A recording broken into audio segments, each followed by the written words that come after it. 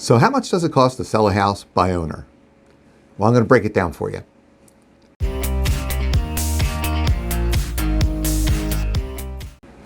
Hi, this is Bill Eaves, Associate Broker with RE/MAX in Bensalem, and I'm going to break down all the costs for you. Now, when we say how much does it cost to sell a house by owner, I'm not going to give you a commercial about using a realtor and we get you more money and all that stuff. I'm just going to break down the different fees involved. So the first one is transfer tax. When you transfer title or equitable interest in the state of Pennsylvania, they charge 2% of that sale price. 1% to the seller, 1% to the buyer is typically how it's split. That's for Bucks and Montgomery County and most of the other counties in Pennsylvania. However, in Philadelphia, it's a little higher. Surprise, surprise. The total transfer tax in Philadelphia is 4.28%, which is normally split between the buyer and the seller, 2.140 apiece. That does include the transfer tax for the state. So state and city in Philadelphia, 4.28. In the counties, it's only 2, split between buyer and seller. So figure that into your calculations. Now, if you found a buyer to buy your house as is, you want to make sure that as is includes the language that you do not have to provide a use and occupancy certification. If you do, in the city of Philadelphia, it's only about $113. You can get it right online. It's pretty easy, as long as there's no violations on it, like clip violations. That's for, your grass is too high, or your neighbors complain about, the birds in the porch. I've seen that. That should be just $113. In the counties, it's different. Each municipality has something called the use and occupancy certification, which, in order to get that, each individual municipality can require other certifications. For example, in Bristol Township, they require a boiler certification if you have a gas or oil burner. Bensalem, for example, requires a chimney certification if you have also a combustible fuels burning system, meaning gas or oil. In other municipalities, they're requiring something called a sewer lateral. That's a camera that goes down into the sewer and makes sure the line that attaches to the public part is all in order and there's no branches crushing it. So each municipality is a little bit different. Most of them require the same things: electrical, heater if it's combustible, chimney if it's combustible, things like that. You can get a list for your specific municipality by either reaching out to me or calling them directly. Most of the townships and most of the municipalities, they're pretty friendly. But if all your systems are okay and functioning properly, those certs should only run you between $300, maybe $500 if you require a sewer lateral. So now you know how to budget for that. Now, when you get a buyer, the buyer's going to want to get title insurance, especially if they have a mortgage. Then they're going to be required to get title insurance.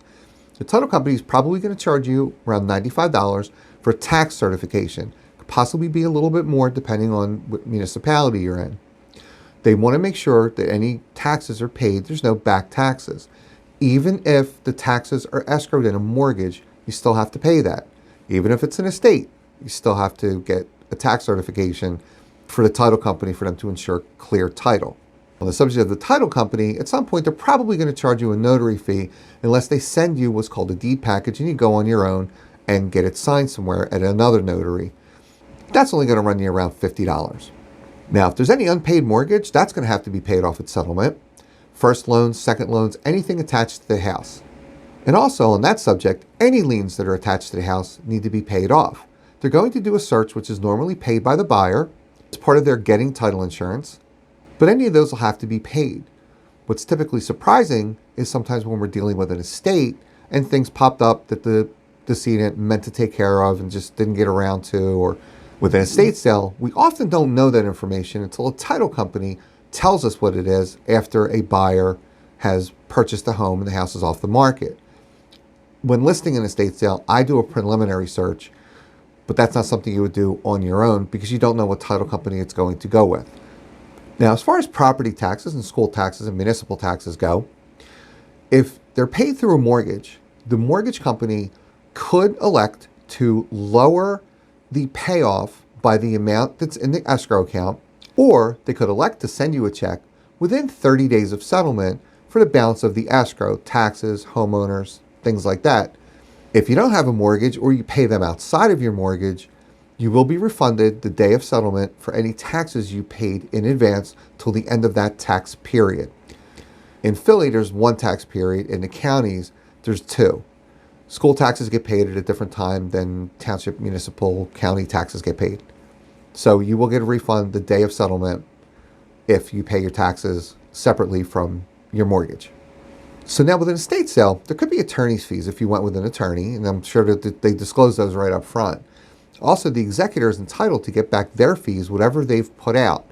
And any heirs or anybody like that, the executor can say, yes, these are legitimate fees, please pay them back at the settlement table from the proceeds of the sale. Other fees in an estate sale would just include debts incurred by the decedent before they passed away. Credit cards, car loans that won't be paid off by turning the car in, things like that. Funeral expenses, some funeral homes will collect a burial fee, but then they'll let you sell the property and pay them later. That happens quite frequently. And the last piece with any house that's being sold with title insurance to the buyer would be to pay off any municipal utilities. For example, in Philadelphia, that's water and sewer and PGW. Gas is lienable in Philadelphia. You will have to pay that off at settlement, any unpaid balances. There's a little bit different rules for an investment property. If you have specific questions, just reach out to me. I'm happy to answer them. But that'll have to be paid. In other municipalities, the sewer needs to be paid because that's part of the public works system. When the sewer gets paid, they often coordinate with the water department to make sure they both get paid.